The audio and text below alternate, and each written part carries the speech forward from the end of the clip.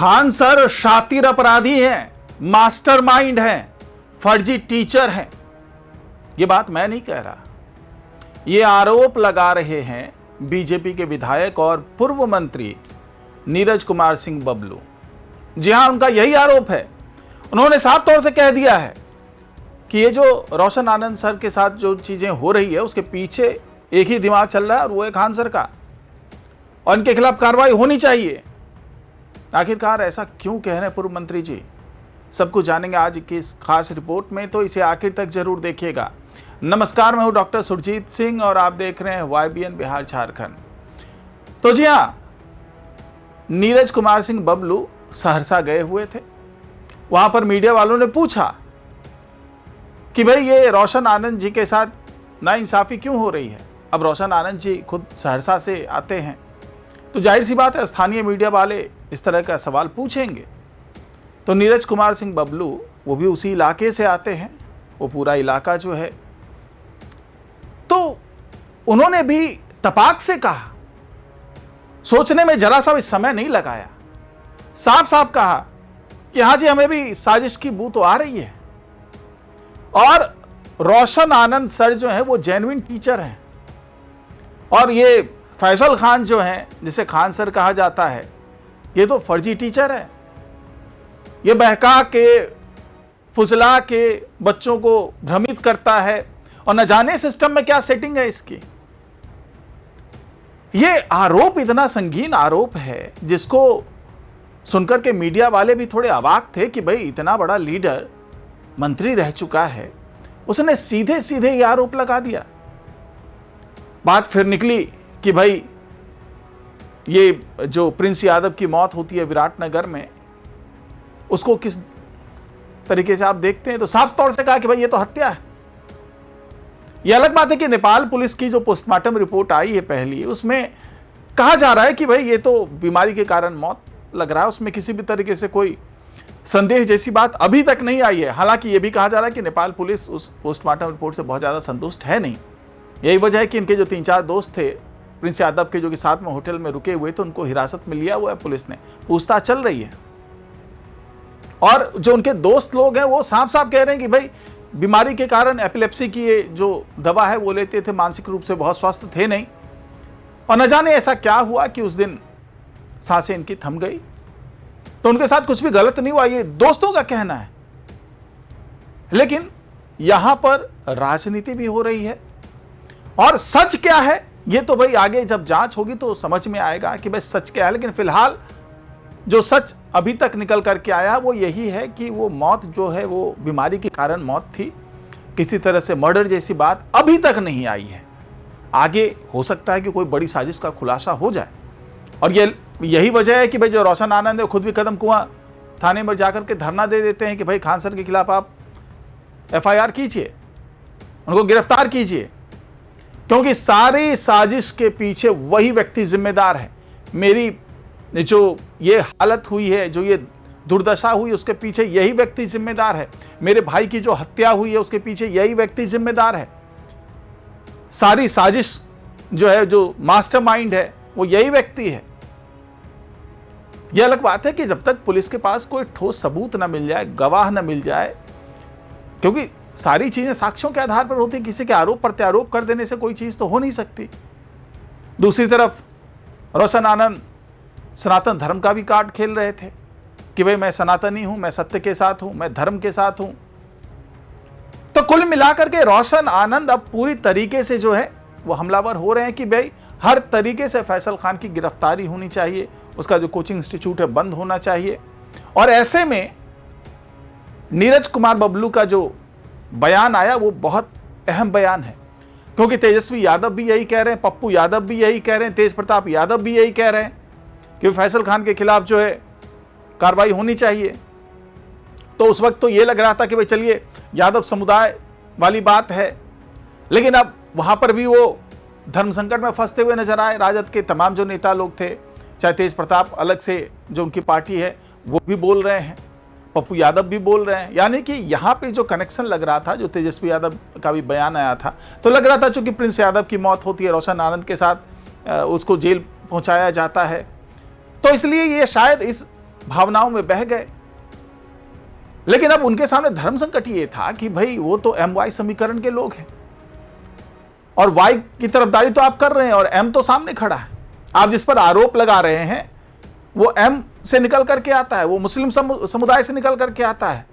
तो केवल और केवल अगर आप यादव समुदाय की तरफदारी करने के लिए कोई आरोप लगा रहे हैं तो जो दूसरा एम वाई समीकरण का एम है वो आपसे दूर हो सकता है।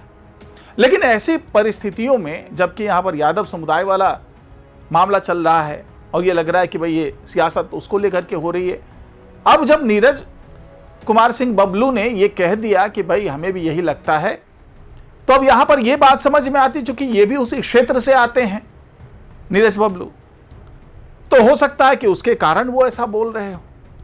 लेकिन उन्होंने तो दावा यहां तक कर दिया कि भाई इस मामले की उच्च स्तरीय जांच हो और इसके लिए मैं मुख्यमंत्री सम्राट चौधरी से मिलूंगा, मैं मांग करूंगा कि इस पूरे मामले की उच्च स्तरीय जांच होनी चाहिए।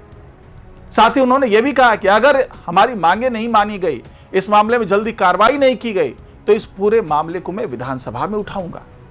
यानी अपने सरकार की कार्रवाई से संतुष्ट ना होकर के ये विधानसभा में भी इस पूरे मामले को उठाने के लिए तैयार है। तो सोचिए किस स्तर तक जो है, या तो ये नाराज हैं बबलू जी, या फिर ये किस स्तर तक अपनी स्थानीय राजनीति को आगे बढ़ाना चाहते हैं। क्योंकि साफ तौर से कहते हैं, अब एक नेगेटिव पॉइंट जो खान सर में आ रही है बात, वो ये है कि वो उत्तर प्रदेश से वो बिलोंग करते हैं, देवरिया से आते हैं वो। तो नीरज कुमार सिंह बबलू ने यह भी कहा कि भाई वो उत्तर प्रदेश से आकर के हमारे छात्रों को ठग रहा है। वह उसके घर वाले भी, उनके चाचा और उनके कई संबंधी जो हैं वो यही कह रहे हैं कि भाई ये तो माफिया है। जब उसके घर वाले ऐसा कह रहे हैं और यहां पर चीजें नजर आ रही है तो उसके खिलाफ कार्रवाई क्यों नहीं हो रही? जबकि फैसल खान, उनके खिलाफ जब एफआईआर होती वो अग्रिम जमानत ले लेते हैं, सब कुछ कानून के हिसाब से चल रही है चीजें। अब यहां पर सवाल यह उठता है कि अगर वाकई ये खान सर जो हैं वो दोषी हैं, तो क्या कानून ने आंख पे पट्टियां बांध रखी है? क्या उन्हें ये बात दिख नहीं रहा, ये बात समझ में नहीं आ रही? या फिर अलग से ये जो सियासतदान है वो प्रेशर बनाने में लगे हुए हैं कि गलती किसी की भी हो पहले इन्हें गिरफ्तार कीजिए। यह अलग बात है कि जो नेशनल ह्यूमन राइट कमीशन है उन्होंने भी एक नोटिस थमा दिया है पटना के एसएसपी को, कार्तिकेय शर्मा को, और मांग की है कि भाई आपने गिरफ्तार किया, इतने दिनों तक इन्हें हवालात में रखा, आखिर ऐसी क्या मजबूरी थी? क्यों ना इसे हम मानवाधिकार का हम उल्लंघन मान लें। तो कुल मिलाकर के रोशन आनंद के फेवर में तमाम जगहों से चीजें चल रही है, कई फ्रंट से इसको घेरने की कोशिश हो रही है।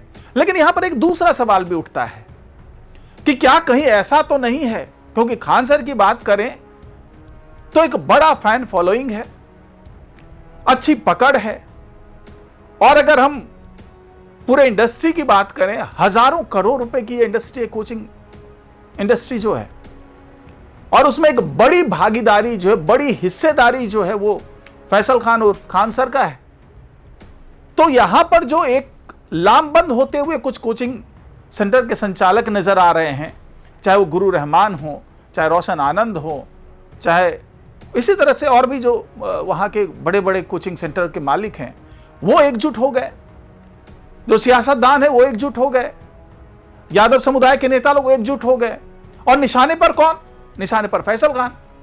तो क्या ऐसा भी माना जाए कि एक व्यक्ति को इस पूरे रेस से बाहर निकालने की कोशिश हो रही है, कि इसे इस पूरे रेस से बाहर करो ताकि ये हजारों करोड़ की जो इंडस्ट्री है उसमें बाकी के लोग अपनी हिस्सेदारी तय कर लें?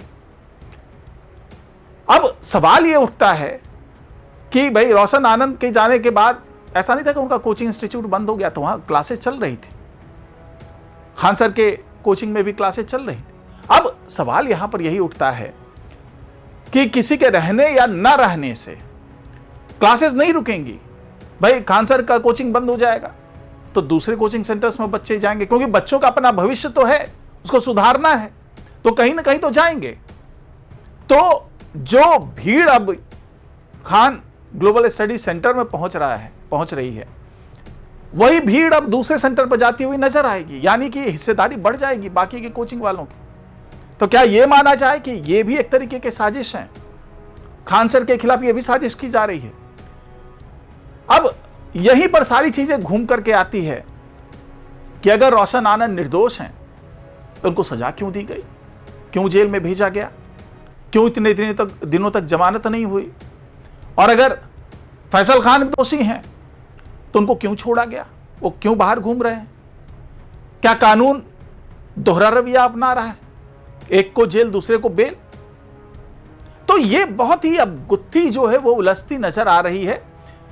लेकिन अब जिस तरीके से लामबंद हो रहे हैं लोग, जिस तरीके से घेरा जा रहा है, और अभी फिलहाल फैसल खान इस मामले में कोई बयान नहीं दे रहे हैं, उसे यह लग रहा है कि अब एक तरीके से फैसल खान उर्फ खान सर को किनारे करने की कोशिश है।